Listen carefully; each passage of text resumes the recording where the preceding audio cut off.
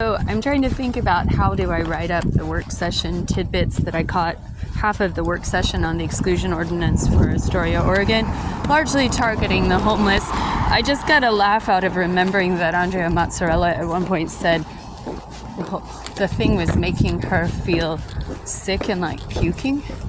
And so she was clarifying that she was creating kind of a like addenda to the proposal in the event that it had to pass. It needed to be tweaked up a notch, but she had to make it extremely clear that she doesn't support it. And then at the very end, the really funny part is when Andy Davis just suddenly pivoted it to, well, if we're going to be excluding people, the people have to come before city council, and we should make it so that the city council makes the actual exclusion, and if there are 6 per month or whatever, we're the ones voting to enact it, so we're the ones who should administer it. And Mayor Sean Fitzpatrick was saying, oh no, I don't want to do that because I would respect the judge in the robes, but perhaps we could be the appeal body, the appellate bodies, so if the person wanted to appeal municipal Judge Kino's decision regarding an exclusion, and Andy was pretty committed to the no, we the council should be the ones doing this, and so absurd. And to me it reminded me of when Tolstoy tied a chicken to someone's chair at a dining table because he was a very committed vegetarian, and he was like, well, if you want to have chicken, you're going to have to kill it yourself. And it was sort of like, if you really want this draconian policy, why don't you? But I tried to speak to Andy, and his eyes were getting so big I didn't quite know what everything meant. But he had a nice way of, wow, isn't that pretty? But there's usually some loud dogs here. But explaining the needfulness of like safety and security. The thing that I don't get is the not guilty or innocent until proven not guilty. So and I was like, how can you just and then they were starting to dish on the turn seemed to be like, well, let's dish on the criminal justice system. It is inadequate and underfunded and not enough defenders. And Blair Henningsgaard was going after the district attorney's office, taking forever to file charges. And then they just suddenly come out of nowhere. And he felt they should be filed in a prompt manner. And so then also, oh my gosh, most exciting was when Blair Henningsgaard,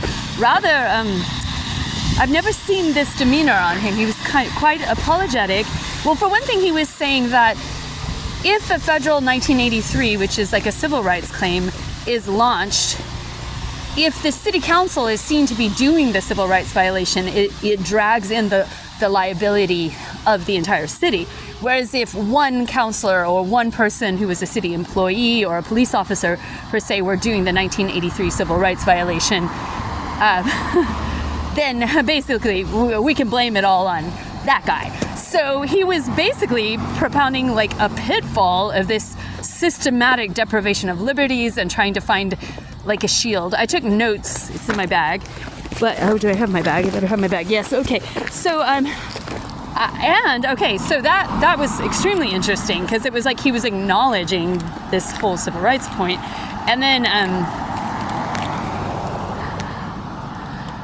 he said he was sorry that he did not send it through a work session before it got sent to the council, and that the council got hit with a sledgehammer, meaning the public outcry. And that he felt that he was to blame for not having the insight because he had come up with that proposal years ago, he said, when he was on the council. And back then it was more trendy to be like, get rid of the homeless, they're such a nuisance.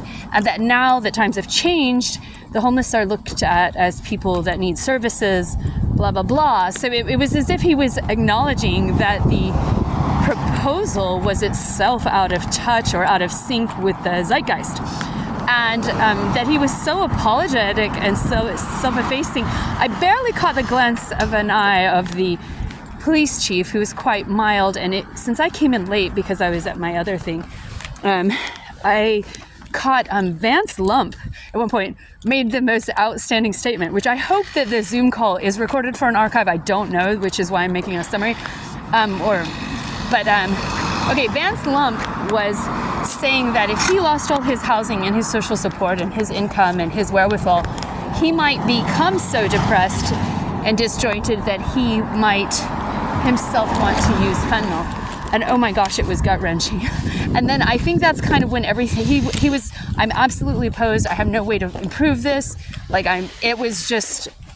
he was devastated by it.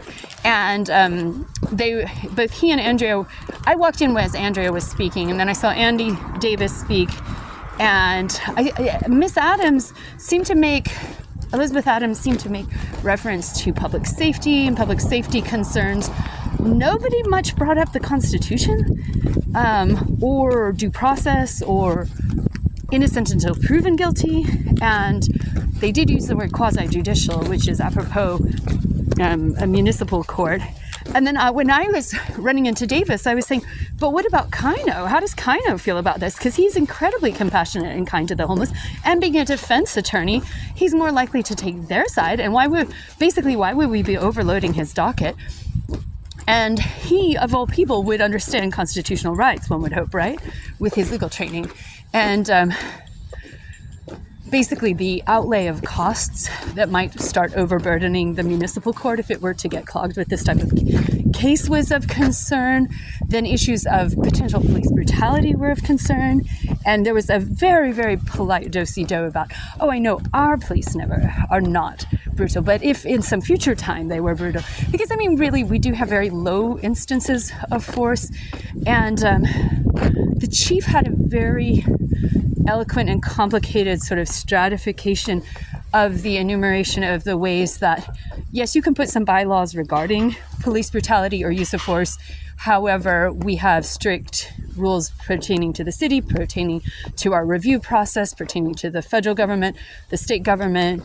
And he kind of just went up the echelon explaining how there are already mechanisms in place, which was nice to hear, and that there were very, very few use of force.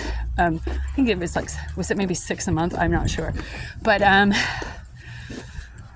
okay. So, then the mayor was very kind to me about dear Georgie passing, and came up and shook my hand, and it was very extremely gracious and extremely concerned. And then he wanted to speak with me again after the meeting about it. And he said, thank you for coming. And I think they were kind of erring on the side of this is a preventative measure, and the measure being in place will suddenly cause people to suddenly act better and be more aware of norms and standards. There was no discussion that I was aware of, because I came in late, regarding bathrooms. There was discussion about the lack of housing.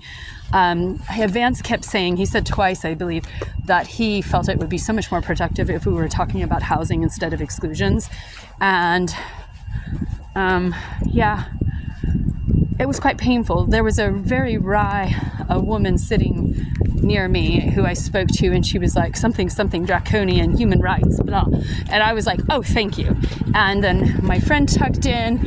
There were several members of the public there, not very many at all, though.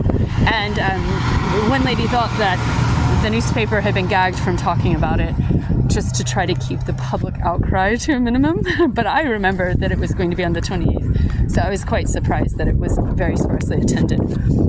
But we were very alert, and Scott Spence, the city manager, did this sort of wrapping it up. Okay, these are all the suggestions. We're going to take it back, blah, blah, blah, blah, blah. And kind of an insouciant attitude he has about it all. And Chief seemed a little, I don't know. Now I think they're walking it back, and I think they don't want to admit that exactly.